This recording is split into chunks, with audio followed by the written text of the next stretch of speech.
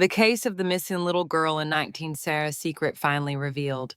After nearly 60 years, in 1904, a mysterious disappearance shook the entire United States. A 9-year-old girl vanished while walking to school, setting off a desperate search by her family and investigators. For nearly 60 years, the case became a haunting shadow that no one could explain. Clue after clue gradually faded into oblivion, each file tucked away without answers. Yet, thanks to groundbreaking advances in DNA technology and genetic genealogy, the final secret eventually emerged, exposing the perpetrator who seemed to have vanished forever. This is not only the story of a chilling crime, but also proof that justice can come very late, but it never truly sleeps. Stay with us to uncover the full story and the truth buried for almost 6 decades. Let's begin listening and watching together. On a day in March 1964, a gloomy sky hung over the small town in the northeastern United States, where spring had yet to arrive, leaving cold winds to slip through the quiet streets. That morning, little Emily Carr, only 9 years old, carried on her shoulder a worn fabric satchel. She wore a pink knitted hat, a birthday gift her mother had made for her, and stepped out of the house with her familiar, shy demeanor. The path to school was the same one Emily walked every day, a narrow lane strewn with gravel, lined on both sides by faded wooden fences and a few wild bushes just beginning to bud. Around 8 a.m., Mr. Harmon, the grocer at the corner store, briefly saw Emily passing by. He still remembered how she turned back with a faint smile and waved, then disappeared around the corner leading to the elementary school only a few blocks away. No one imagined that simple moment would be the last time anyone saw Emily alive. By midday, Emily's mother began to feel uneasy. Every other day, the little girl would come straight home after class, have lunch with her parents, and chatter endlessly about school. But today, the kitchen table remained empty, and the bowl of soup her mother had prepared grew cold. At first, the family tried to reassure themselves. Perhaps Emily had lingered in the library or gone to a friend's house. But when the clock neared 3 p.m., and there was still no sign of her, anxiety turned into terror. Her father rushed to the school, questioning teachers and classmates, but no one had seen Emily after morning roll call. Fear spread quickly, tearing through the quiet of the neighborhood. Within minutes, the urgent ringing of the telephone echoed inside the local police station. A massive search was launched immediately. Police officers, firefighters, volunteers, and neighbors fanned out to comb through vacant lots, abandoned ball fields, and the muddy alleys. Voices called out into the dreary afternoon. "Emily, where are you? If you can hear us, please answer." Flashlights swept along decaying fences, across broken steps, down into dark gutters filled with stagnant water. Time dragged by, leaving behind an air thick with desperation. With each passing second without a trace, hope dimmed a little more. In the mother's heart, an icy premonition had begun to take hold, that her little girl might never come home again. But everyone kept searching, clinging to the frailest glimmer of hope. No one was ready yet to believe the worst had happened. A horrifying discovery. The search continued late into the evening. As the light faded and the street lamps flickered on one by one, dozens of people still held flashlights, turning over every bush, examining each porch step and crevice in the walls. Around 6 p.m., a group of police officers and a few volunteers decided to check an old warehouse on the outskirts of town. It was a red brick building with a rusted tin roof, abandoned for nearly 2 decades. Surrounding the warehouse was a vacant lot strewn with debris, beer cans, rotting tarps, and a few rusted out trucks no longer in use. A young officer, his hand trembling as he held the flashlight, swept the beam along the cracked wall. When the light passed over a pile of old sacks, he suddenly froze. Among the fabric and flattened cardboard, A pale pink piece of cloth peeked through. A cold chill ran down his spine. Carefully, he pulled the rotten tarp aside. The flashlight illuminated the pale face of a little girl, her eyelids half closed, her brown hair matted with dirt. The pink knitted hat was still on her head, a detail that made everyone choke back tears. In that instant, horror settled over the small community. A wail rose behind him as the father ran forward, collapsing beside his daughter's lifeless body, crying out in despair. Everyone who witnessed that moment would never forget it, a tragic end to the last flicker of hope. The scene was immediately sealed off. At first glance, investigators realized Emily had been brutally attacked. Her clothes were disheveled, showing unmistakable signs of a struggle before she was killed.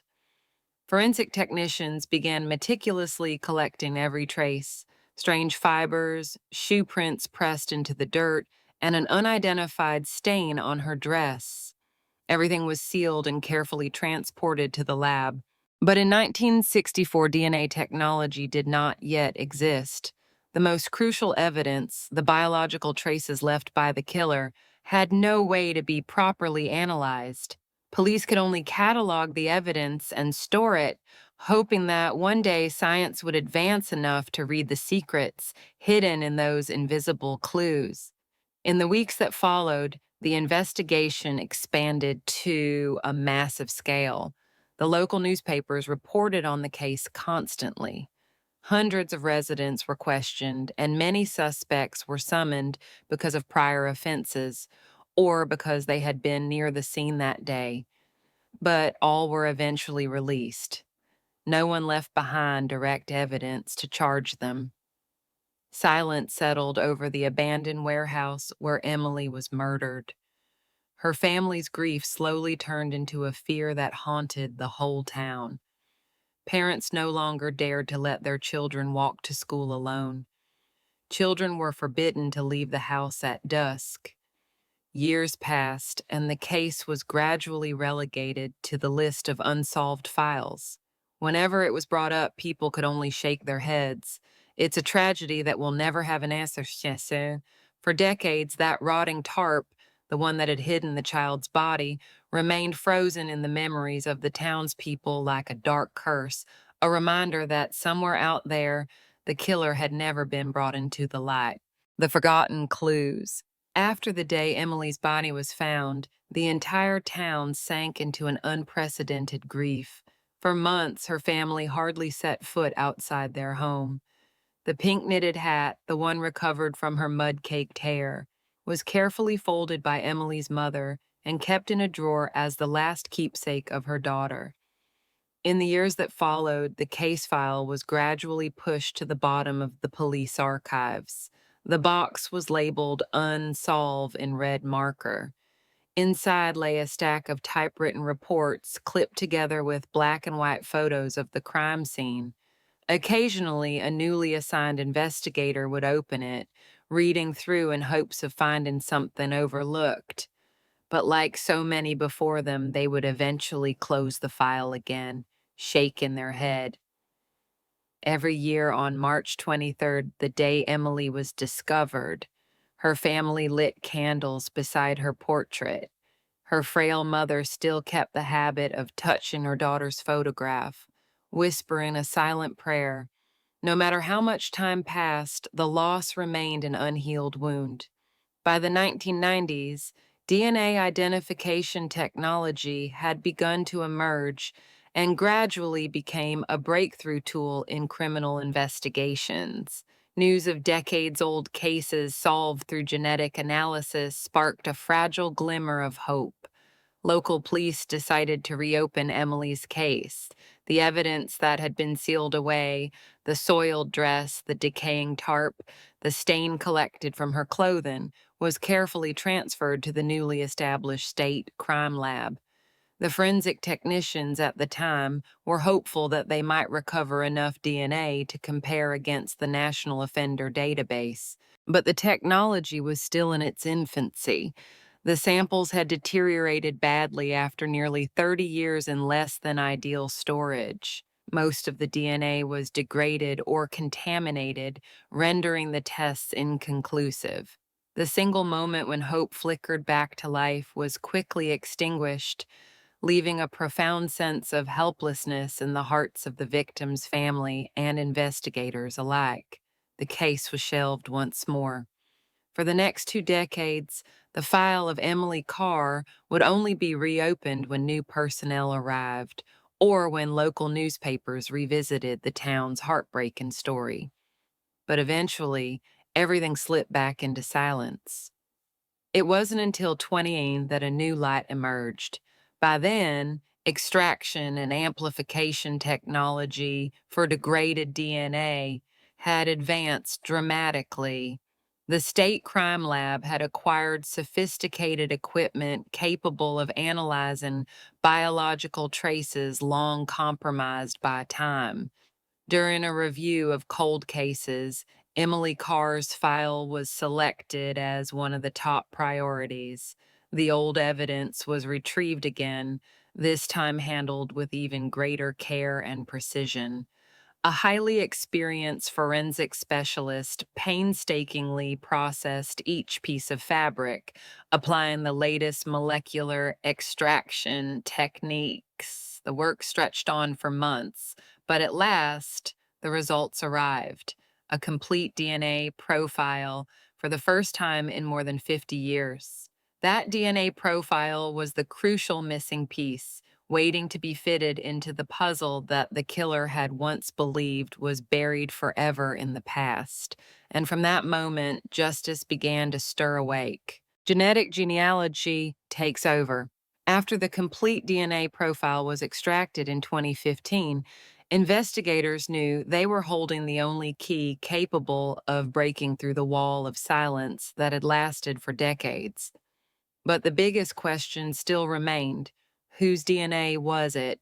At first, the sample was entered into CODIS, the National Criminal Database that stores biological records from millions of convicted or arrested offenders. Everyone hoped the killer's name would immediately appear on the screen, but the result came back empty, no match. The Emily Carr case nearly slipped back into obscurity. But by then, science had advanced another step: genetic genealogy, a method that had already cracked many cold cases across America. Its principle was to compare a suspect's DNA not just to registered criminals, but to the voluntarily submitted data of millions who used commercial genetic testing services such as GED Match and Family Tree DNA.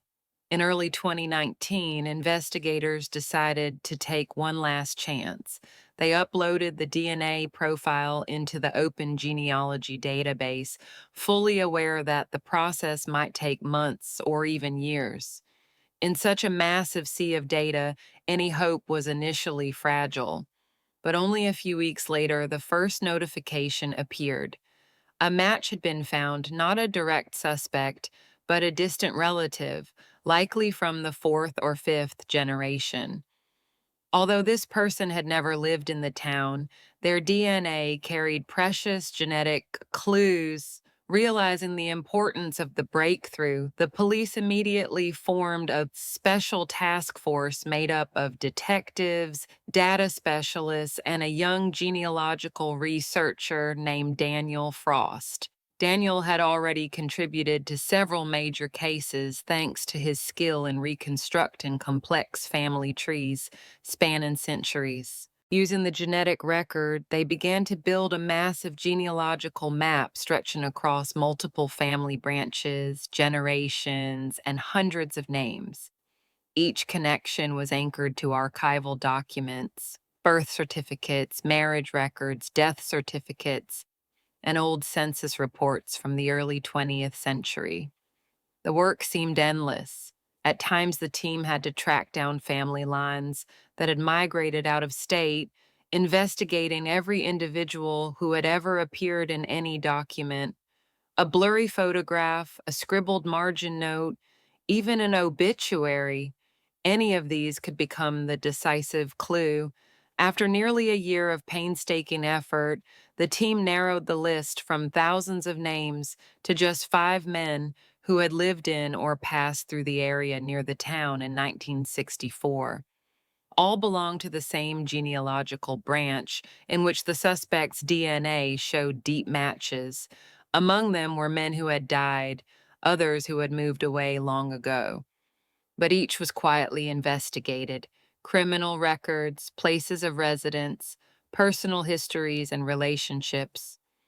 A picture began to emerge, still hazy but slowly taking shape. The killer was no longer an anonymous ghost. He had left traces, not in a criminal file, but in his own blood, a strand of DNA that could not be denied, waiting nearly 6 decades to be read by science. From that list of 5, one name soon stood out above all the others, and that would become the starting point for the final comparison that would bring justice back to little Emily Carr. The killer's identity. When the investigators looked at the final list of 5 names, they spent weeks cross-checking every smallest detail. Each man was scrutinized through criminal records, residency data, witness statements, and the mountain of paperwork that had gathered dust for half a century. Among them, one name stood out like a dark ink stain on a blank page: Walter Dean Morgan. Walter was born and raised in the same area where Emily disappeared. He had lived quietly, kept to himself, working odd jobs, loading docks, car wash, and bartending. In 1902, when he was just over 20, Walter had been arrested for assaulting a woman in a parking lot. But at the time, the case was handled with unusual leniency. He received only probation, no jail time, and after a few months of silence, the incident was all but forgotten. Emily's case files had never mentioned Walter, since he had no criminal record before 1900. No one had ever reported any suspicions linking him to the crime. But this time, the genetic genealogy did not lie. The DNA matches ran too deep, too clear to be coincidence. When investigators checked residency records, they discovered that at the time of Emily's murder, Walter Morgan had been living less than 2 blocks from the crime scene. His employment history also revealed he had once worked as an overnight security guard at the old warehouse, the very place where Emily's body was found. All the pieces, which had seemed disconnected for nearly 60 years, finally started fitting together in a chilling way. In January 2022, police decided to seek a court order to exhume the remains of Walter Dean Morgan, who had died in 1990 from liver complications at the age of just 48. The process was carried out meticulously under the supervision of the State Forensics Agency and with judicial representatives present. For weeks, the crime lab worked tirelessly to analyze bone samples. Every step was double-checked to avoid any error, because this was the final piece of evidence that could confirm or refute every theory. Then, at last, the moment that had been awaited for years arrived. The DNA test results were delivered to the chief investigator's office. In a brief letter of only a few lines, the laboratory confirmed the genetic material from Walter Morgan was a full match to the DNA recovered from Emily Carr's clothing in 1964. There was no longer any doubt. The killer had been dead for over 30 years, but his identity had finally been dragged into the light, precise and undeniable. The day the news was announced, the small town fell almost silent. Many elderly residents wept when they heard the name Morgan, a man they still remembered as the quiet figure who had walked through their streets, never suspected of such a monstrous crime. In a special press conference, the head of the investigation held up the thick case file, his voice hoarse with emotion. Today we close a dark chapter that has lasted nearly 6 decades. Though justice has arrived late, it has arrived. We hope this truth can bring some measure of peace to the victim's family. For Emily's family, the moment was both relieving and bitter. Her mother, now silver-haired, whispered through tears that her daughter could finally rest, no longer a name forever tied to the question, who did this all those years? The secret that had been buried deep in the past had been uncovered, not by luck, but by the persistence of justice and the power of modern science. The lingering echoes. The final press conference announcing the results of the investigation was held in the state police department's conference room, where rows of microphones lined the podium. In that small hall, many faces had aged after nearly 60 years of waiting. Young reporters quietly took notes, while veteran journalists simply bowed their heads. They had covered the case when they were just starting their careers and had never believed they would live to hear the answer. The chief investigator, who had spent most of his career pursuing this case, stood up, his voice rough with emotion. Today we officially close the case file of Emily Carr. We know this announcement comes far too late, but Emily deserved the truth, and her family deserved to hear it. In the front row, Emily's sister, now in her 70s, clutched a handkerchief, her shoulders trembling. When she was invited to speak, she had to pause several times to catch her breath, her voice breaking through tears. For decades, we thought justice would never come. There were times I believed my sister's name would forever be tied to a question with no answer. But today, Emily finally has a voice. She was not forgotten. The entire room fell silent. Those present bowed their heads to remember the little girl whose childhood was stolen by a stranger. Investigators shared that Walter Dean Morgan had never known the victim's family. His crime was completely random, like some cruel trick of fate. One moment of carelessness, one empty street, and Emily's childhood was taken forever. After the conference, a black and white photograph of the shyly smiling girl in her pink knitted hat was placed on the table beside a bouquet of white flowers. Everyone who passed by paused, resting a hand on the frame, a belated farewell. Emily's mother had died many years before, never living to see the day justice would speak, but her family believed that somewhere she could finally be at peace knowing the crime had not remained buried forever. From the small wooden house where Emily once grew up, a candle is still lit every March 23rd. But this time its flame is not only a prayer, but also a symbol that the truth at last found its way out of the darkness. Epilogue. The case of Emily Carr is proof that time cannot conceal everything. For nearly 60 years, the killer's identity was like a ghost hiding behind faded records and memories. But justice, though late, still carries the power to ease the wounds of those left behind. If this story has touched your heart, please share it so that more people know. In the end, the truth is always found, and those who were once forgotten are finally called by name, with all the love and unending patience that never fades.